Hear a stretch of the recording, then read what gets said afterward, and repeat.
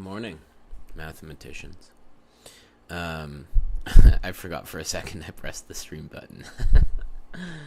I pressed it and then just loudly slurped my coffee. I think I'm going to keep it short today. Because... Good morning, mathematicians. I got stuff to do. Mind you, I say that a lot, and then I don't necessarily do that. So...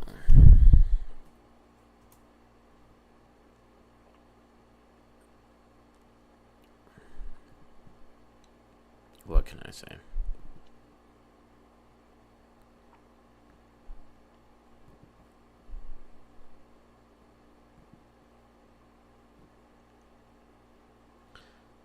Do we keep talking about D modules? Maybe. I've really been thinking lately about doing representation theory streams. Instead of making videos, I'll just live stream and do things off the top of the old dome.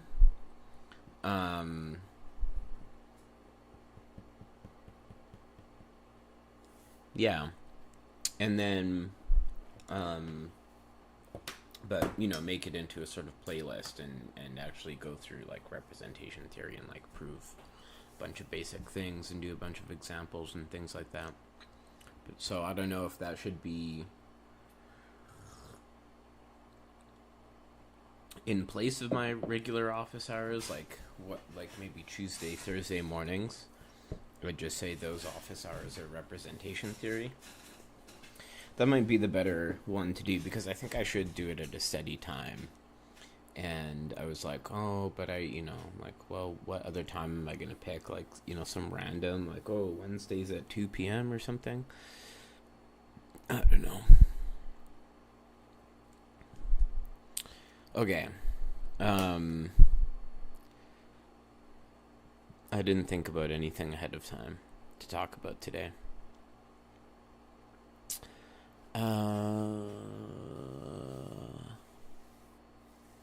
I guess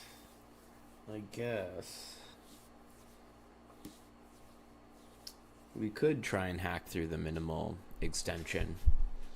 It probably has low entertainment value because I'm gonna have to go and reread up on a bunch of definitions.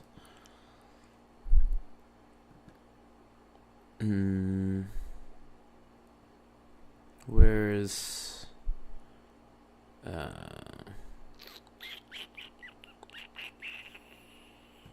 algebraic D modules? We'll probably need this, and we'll probably need a char.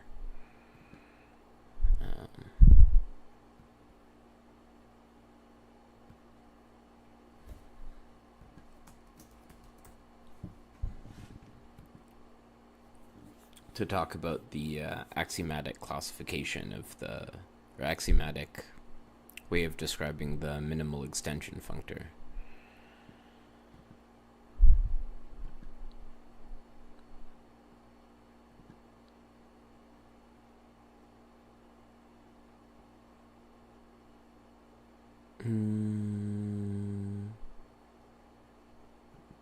Here we go.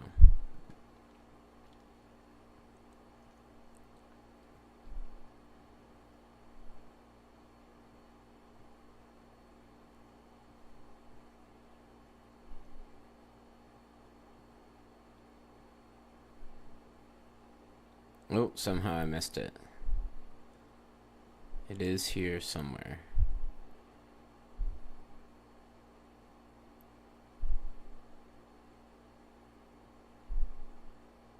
Here we go. Okay. Yeah, it's this proposition here. So,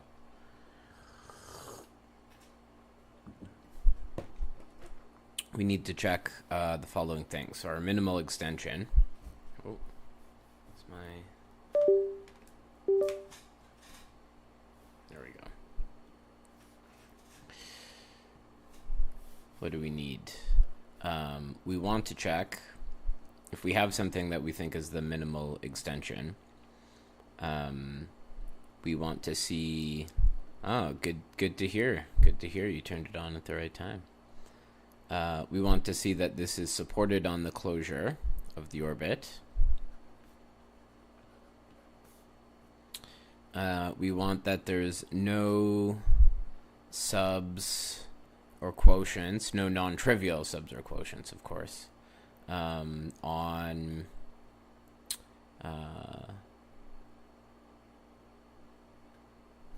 C bar minus C. And 3 is that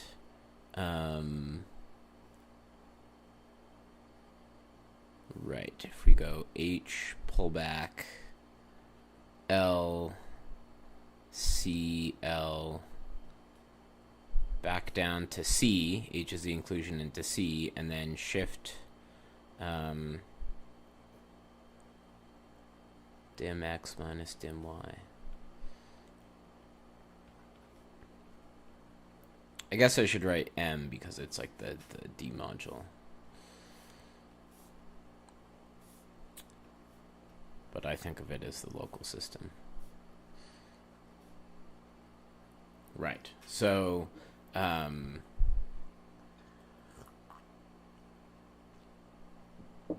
so this is what we're going for. And so I claimed last time, that we had, from our stratification of C into these two orbits under this group action, T dot Z going to Z T squared Z, that we basically had 3 pairs to consider. So the closed orbit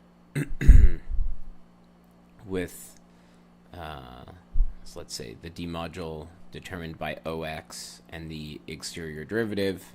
Same thing for the open orbit. And then we had this non-trivial local system, the square root sheaf. And so we want to go ahead and compute all of these things. But in order to do this, we need H lambda. And H lambda is the D module pullback. So the D module pullback, unfortunately, is quite complicated. Well, it's at least not super straightforward. It's not just the pullback. So what do we have? It's too early for me to just remember the definition, so I'm going to look it up here.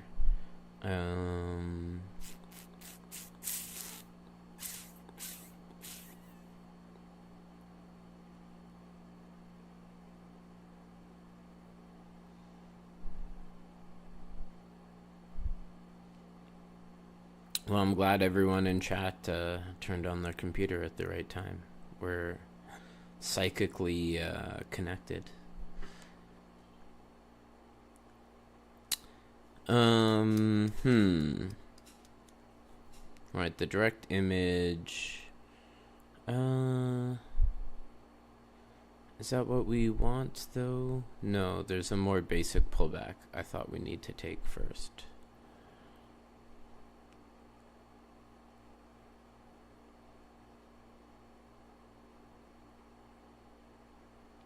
Yeah, so, there's the inverse image functor, but then I'm a little confused that there's a shift, to be honest.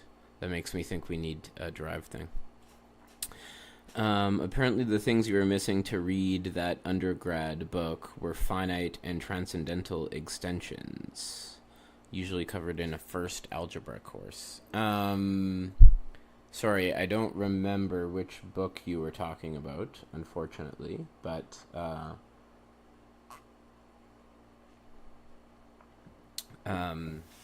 yeah, I wouldn't say that that's covered in a first algebra course. Most typically what seems to happen is one does something like group theory first, and then, say, at my current university, you then do the next course in the undergrad sequence is like Galois theory.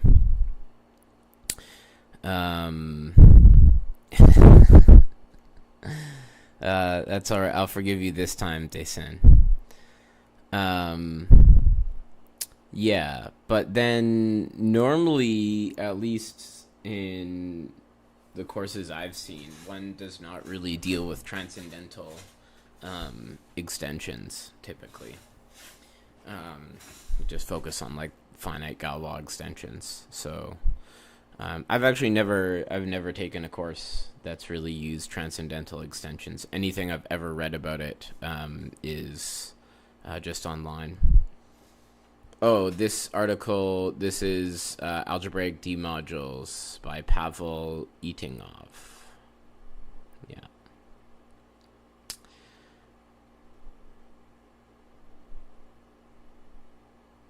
So, yeah, there is this inverse image functor.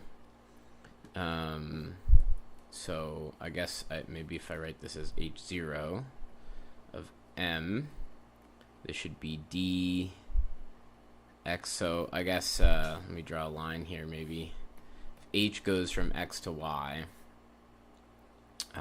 this is the following tensor product. Dx to Y dy M, which I find very confusing that they write this. Do they mean that you're tensoring over the global sections?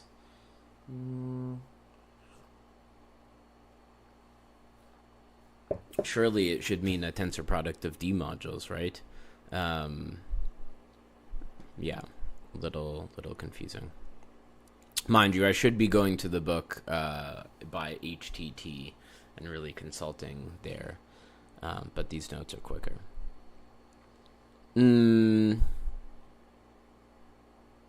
Right. I guess these functors are red exact, so we may define their derived functors.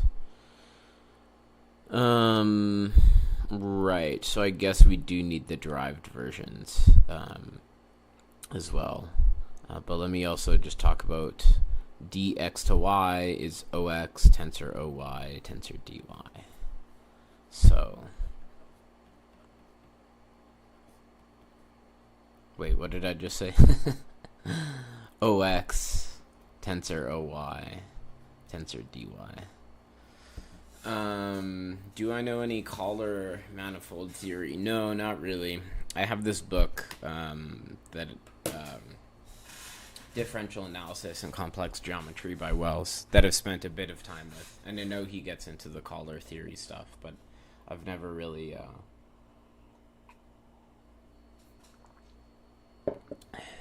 spent a bunch of time with it myself. What is it? It's something like, it's like you have a symplectic structure compatible with a Riemannian metric, right? Something like that.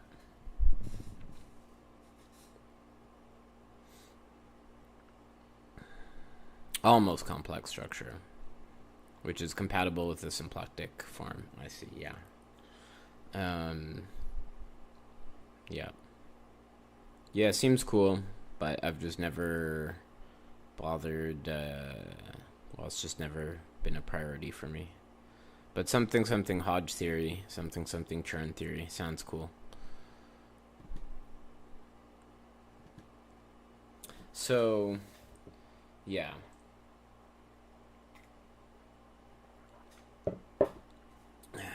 So we might have to get into the weeds to try and compute this. But let's start with C1OX. OX of C1, OC1 with the exterior derivative.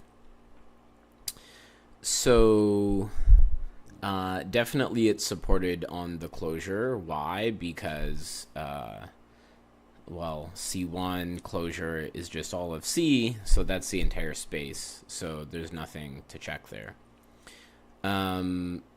We want to check that it has no sub modules or quotients on C bar cross C.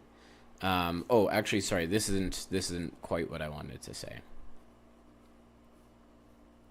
Okay, so we have the D module. M is the D module given by, O structure sheaf on C star with the exterior derivative. And my guess, well, I know that this has to be true, but our educated guess is that the minimal extension of this D module is the D module for C given by quotienting out by del. But I guess I want to write this as a left D module. And then I know there's weird things going on with the notes that I'm using, passing back and forth between left and right modules, so I'm probably going to be pretty fast and loose with that. You've seen color written on the board of a mathematical physics learning prof. Yeah, I'm not quite sure what role they have to play in physics, but, well, symplectic forms. There you go. Everything symplectic is physics.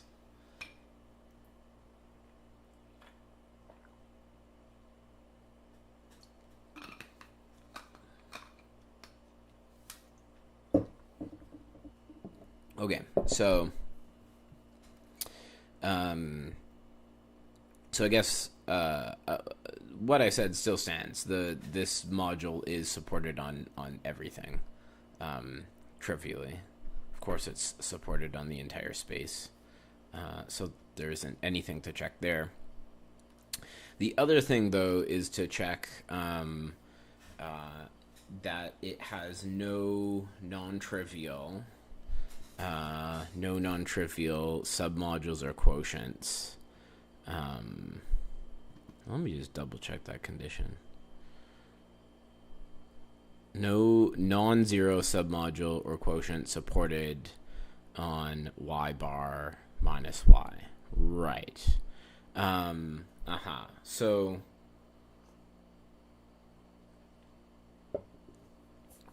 well, in this case, I might be a little glib here again with the details. So in this case, if we take the closure and take out C star, we're just left with a point, right? And so basically, we just need to check that this module isn't supported on the point. So I guess really that comes down to investigating its stock.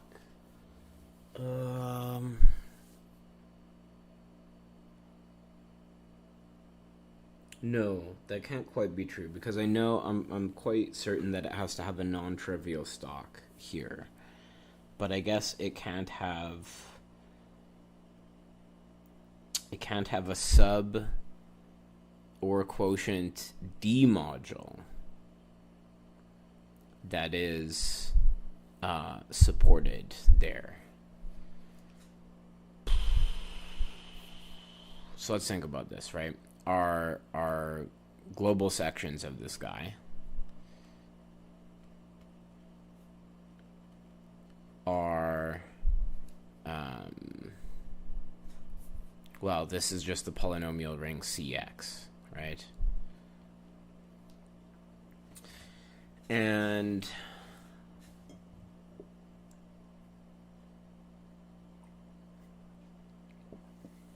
so I guess we kind of want to think about what are sub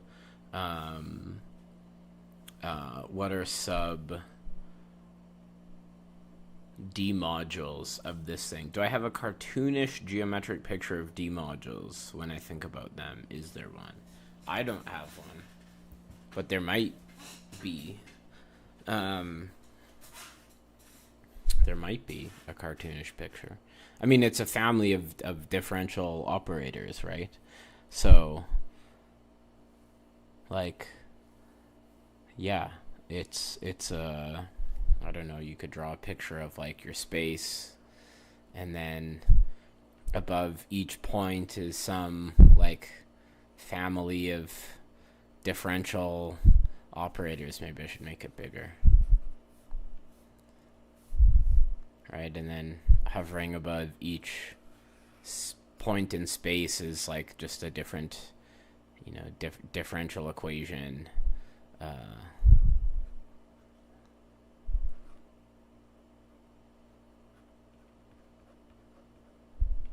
dot dot. Don't understand most of what I say. That's fair. I'm talking about some really I've been talking about some really esoteric stuff lately. But you really love category, and you hope I do some video where I teach that. Maybe, yeah. Definitely my loose plans to make some representation theory videos will be category theory focused, I would say.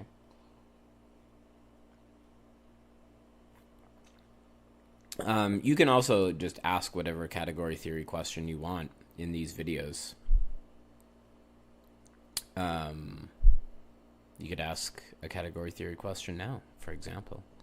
I don't know, will I do a category? I probably should have been doing category theory videos because I was sitting in on a reading group with some for some undergrads here doing a introduction to category theory over the summer. I mean, it's still going on. I could still make videos, but yeah, I guess it would have been an idea to make some video lectures corresponding to that. Well, I don't know if I could give a course on category theory. I could try and learn it on stream. I've learned the utmost basics of it. I could try and learn it on stream, but it's maybe less interesting. That just involves a lot of sitting in silence. But someone was like, "Oh, I should make a study with me video." Favorite adjoint pair. I don't like picking favorites. I don't like picking a number one absolute favorite. But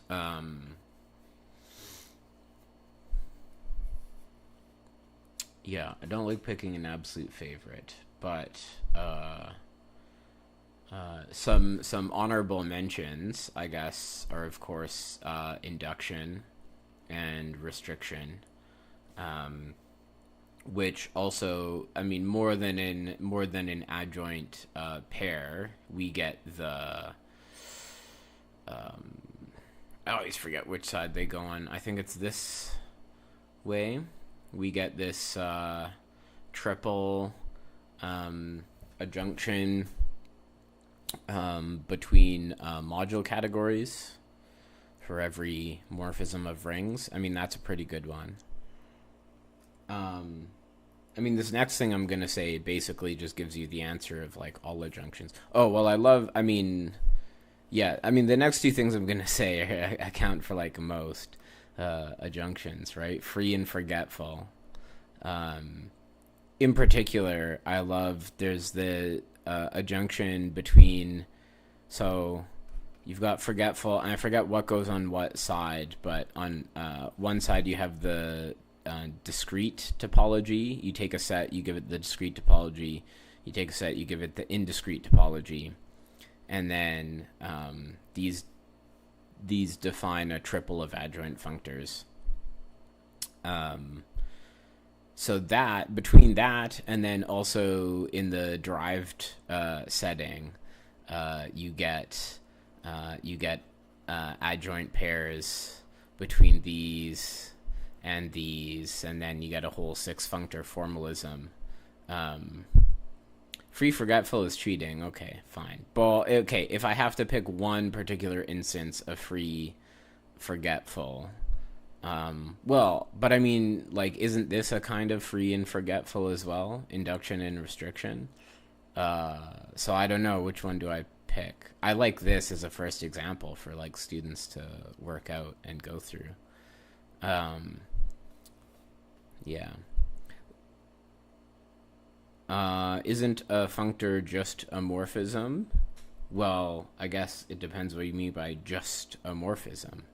A functor is a morphism in the category of categories. So, but morphisms can involve quite a bit of data. What was I gonna say though? Also, okay, this probably won't make a ton of sense to most of you, but there's something called normalized parabolic induction for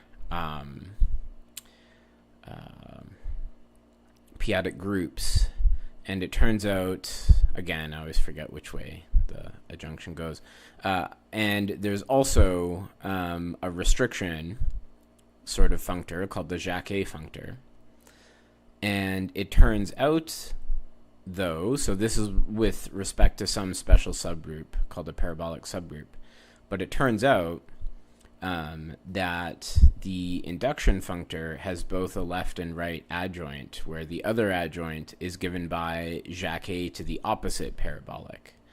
And so you get this chain that goes on forever. Well, really, it's just a period for chain of adjunctions that go in a cycle, where you have between opposite and ordinary parabolics. So that's a pretty cool thing, I guess. You meant more Lurie books than general category theory. I know you meant more Lurie. Well, I didn't know you meant more Lurie books, but you said course on infinite category theory. I mean, I'm not going to go through Lurie. That's insane. I have a signed copy of higher topos theory, by the way. But yeah, I'm not gonna. I don't think I'm ever gonna sit down and read that entire book cover to cover. It's insane. It's a tome, and I just, maybe if I was a homotopy theorist or something. But I got other stuff to do with my time. You're just reading about that yesterday. One example, it could be from set X to topological spaces. Put algebraic structure here. Sorry,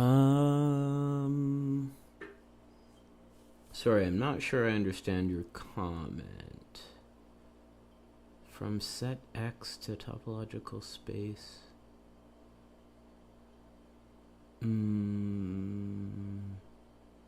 Yeah, I'm not sure I understand your comment.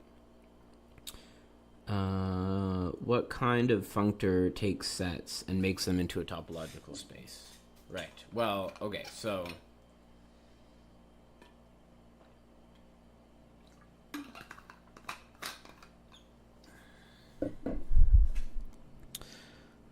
first off, so say we have a set X.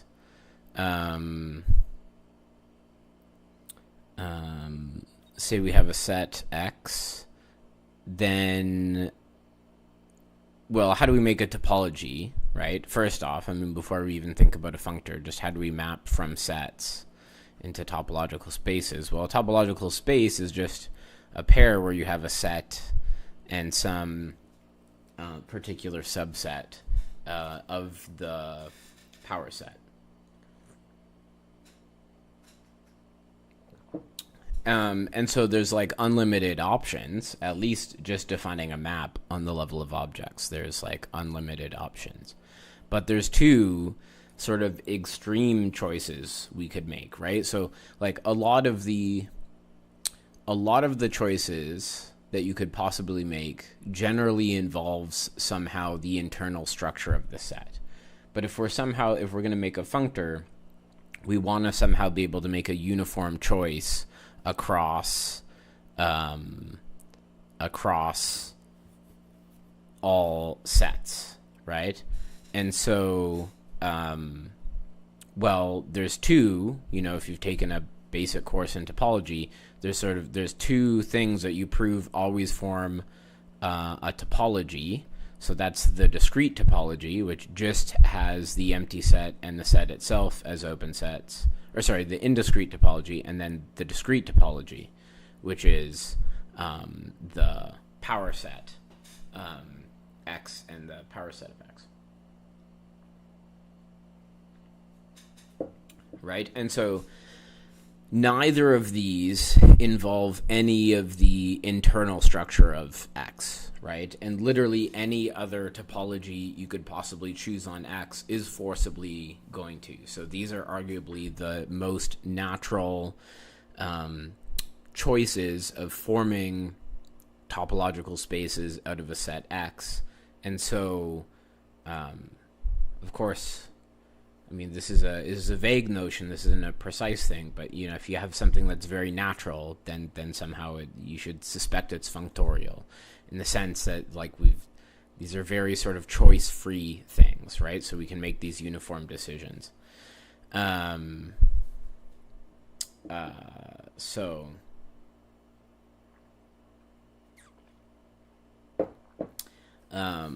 So what are we going to do? Okay.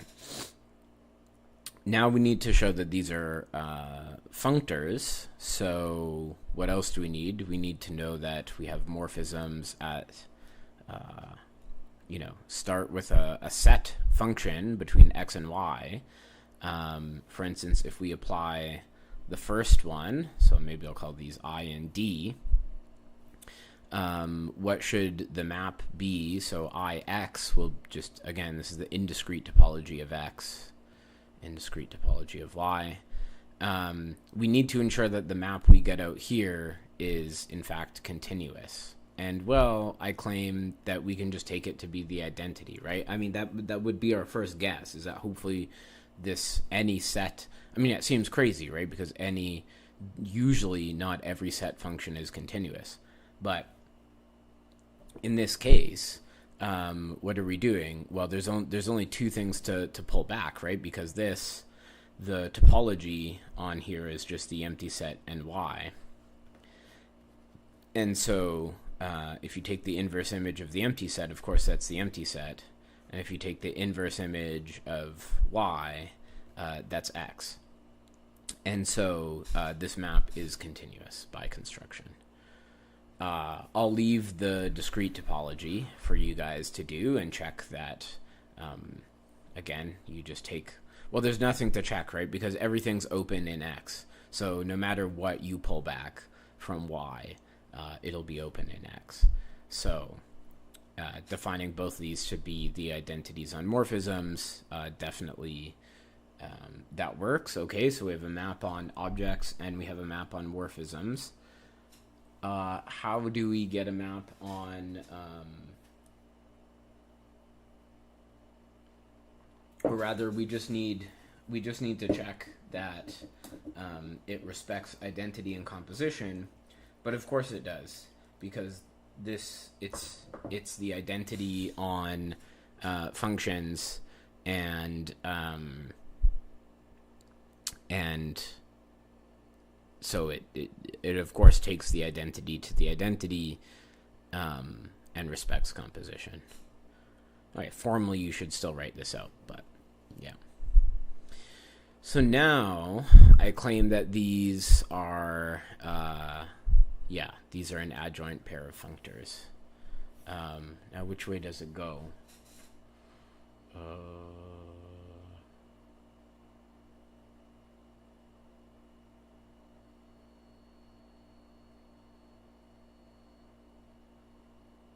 Well, I'll leave it to you guys to figure out.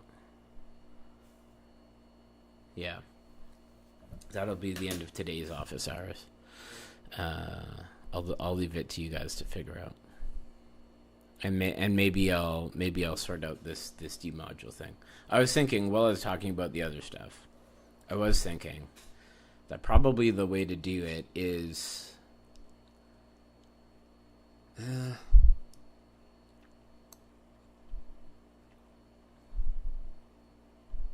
I mean, I guess any sub demodule of this thing should correspond to a sub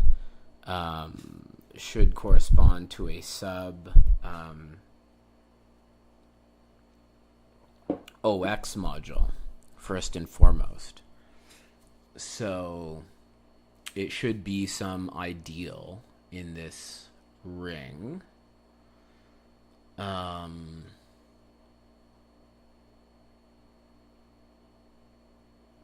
should be some ideal in this ring.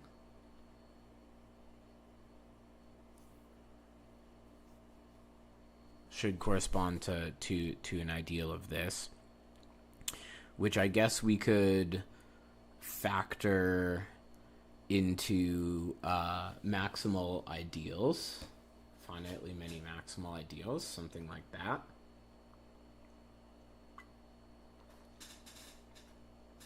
And then, we know that del would have to act trivial on that ideal. And so then I guess the only thing to do is to check, right. So if it's a sub D module,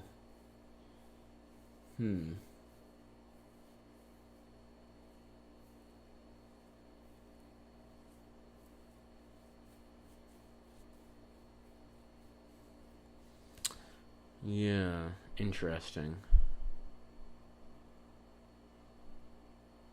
Del would have to act trivially, right? Well, not exactly, right? Because del would act, how would it act? Like,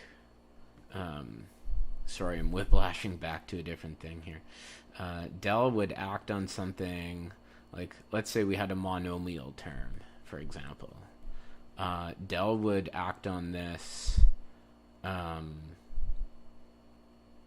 just by left, so it'd be del of this plus I, which would be, no, del doesn't act trivially, so we would get n x n 1.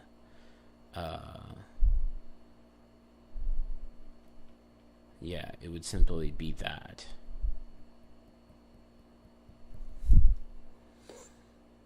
But then I guess we could also, we could also Leibniz rule this and say,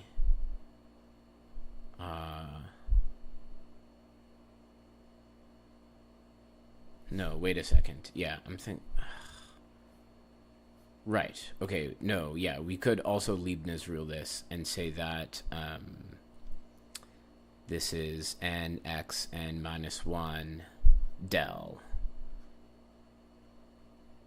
plus 1. But now this term is 0. And so this has to be 1 plus I. Aha.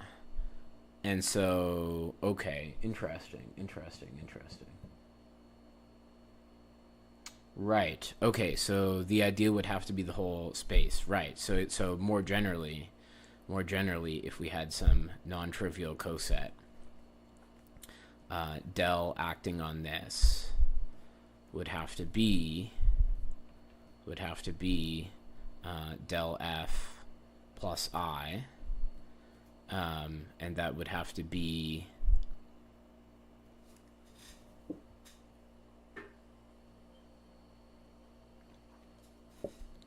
right. This is multiplication in the ring, so that ends up being multiplication by the derivative of f plus f times taking the derivative plus I. Right?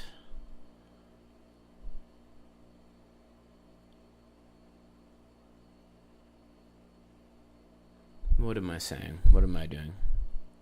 And then this part is trivial. Right, so it's just del f. Del of f. Interesting.